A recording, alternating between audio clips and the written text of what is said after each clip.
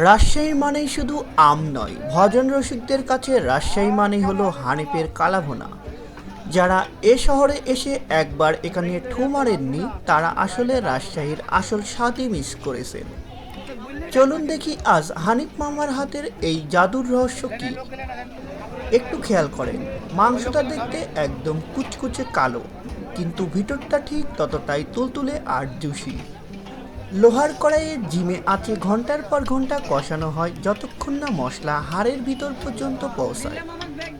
কোনো কৃত্রিম রং নয়, মশলার জাদুই এর আসল কারিগর। সাধারণত কালাভুনা অনেক জায়গায় ড্রাই বা শক্ত হয়, কিন্তু হানিফেরটা একদম মাখা মাখা আর গ্রেভিটা বেশ রিচ।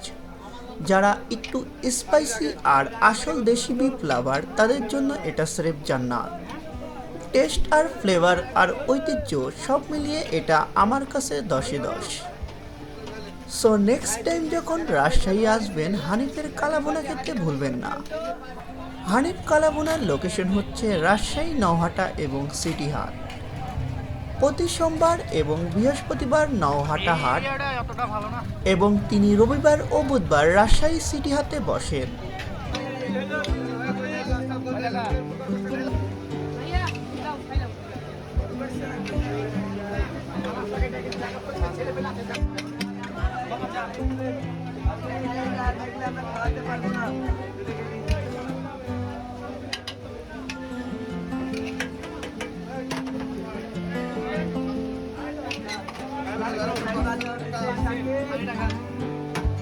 শাকিব খান